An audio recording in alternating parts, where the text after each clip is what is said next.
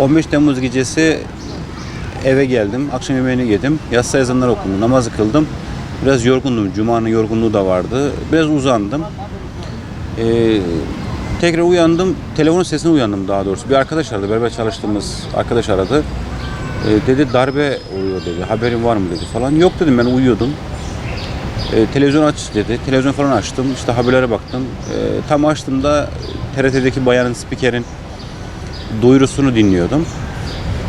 Şaşırdım, hiçbir şey yapamadım, böyle dondum kaldım yani. Bir de nesil olarak darbeyi görmedik. 82 doğumluyum ben. Darbeyi görmedim. Ne yapılır, nasıl yapılır, nasıl bir yol izlenir, bununla alakalı da bir bilgimiz yok. Ben de hemen kendi çevremde tanıdıklarımdan, arkadaşlarımdan daha önceden bu işi duymuş, görmüş, bilmiş olanları aradım. Bir yere toplandık. Sümür Efendi, Koca Mustafa Paşa Sümür Efendi Camii'nde toplandık. 4-5 kişi falandık sayımız. Oradan Vatan Caddesi'ne yürüdük biz. Vatan Caddesi'ne geldik, Emniyet Müdürlüğü'nün önüne. Emniyet Müdürlüğü'ne geldiğimizde olaylar bayağı bertaraf edilmişti ama bu süreçte Cumhurbaşkanı için öldürüldü denilen bir duyuru yayıldı. Herkesin kulağında o vardı. Bir kısım polisler işte dağılın, olay bertaraf edildi, işte darbe engellendi daha o saatlerde, erken saatlerde diye bizi dağıtmaya çalıştılar falan.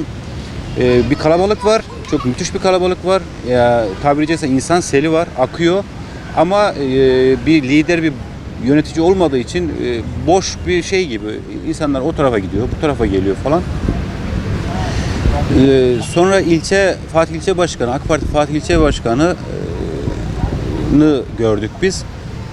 Dediği şuydu: İstanbul Emniyet Müdürlüğü'nde fazla bir olay kalmadığını, burada olayın bertaraf edildiğini, yalnız Saraçhane Büyükşehir Belediyesi'nin orada ve valilikte hala olayların gergin, ortamın sorunlu olduğunu, darbecilerin hala orada aktif olduğunu söyledi. Biz Saraçhane'den bir 300 kişi falan bir grup yürüyerek bulunduğumuz işte Saraçhane buraya geldik.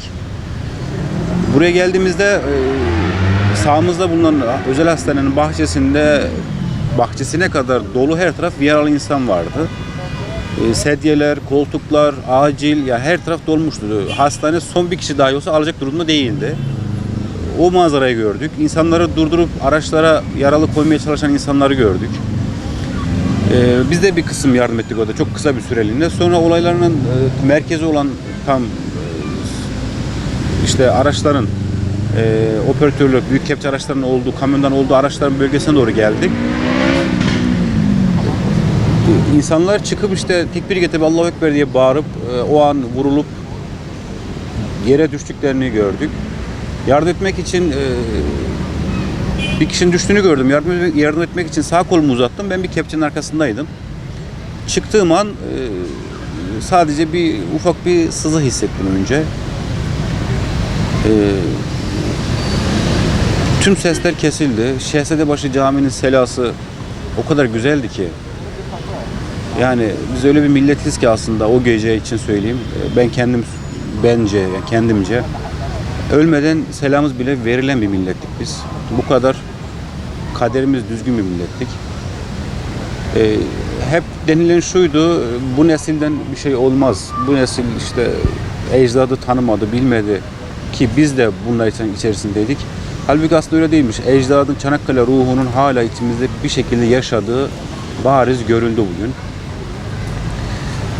Mermi geldikten sonra tüm sesler kesildi. Sadece şehadet getirmem ve tekbir getirmem söylendiğini hissettim kendimde. Şehadet getirdim 2-3 kez, tekrarladım. Selanın eşliğindeki o anki hissettiğim haz, keyif o kadar farklı ki şunu söyleyebilirim: 3 çocuğum, eşime, anneme, babama rağmen orada o şekilde kalmayı isterdim. Bunu anlamak için gerçekten onu yaşamak gerekiyor. Belki bu söylediğim şu an çok abes olabilir veya da insanlar farklı algılayabilir. Mesela ben eşime de söylüyorum. Bak, size rağmen diyorum. En küçük kızım hiç görmeyecektim. O da o zaman doğum olmamıştı.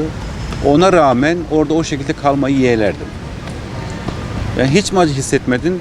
Hiç acı hissetmedim. Tarifini de şu şekilde yapabilirim. Bir elinize top iğne battığını düşünün. inanın o daha çok acı veriyor o an. Kurşun sol omuzumdan girip akciğer, kaburga kemiği, kürek kemiğinden geçip omuriliğin yanından çıktığı bir o şeydi, mermi iziydi. Ben o gece hastaneye yetiştirildim. Vakıf Kuraba'ya gittim. Kendi kanımla boğuldum ben aslında o gün. Akciğere gelen kurşun sol lobu söndürüyor. Kalp şeye kan basıyor. Akciğere.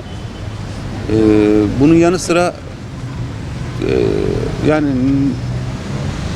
gözüm açtığımda hastanedeydim. Yoğun bakımda kaldım bir 10 gün sürecinde. Sonra çok büyük acılar çektim gerçekten hastanede bu sürece dair. Ama çok şükür şimdi iyiyiz. Sağlıklıyız Allah'a şükür. Vatanımız, milletimiz sağ. Ülkemiz, devletimiz, bayrağımız yerinde.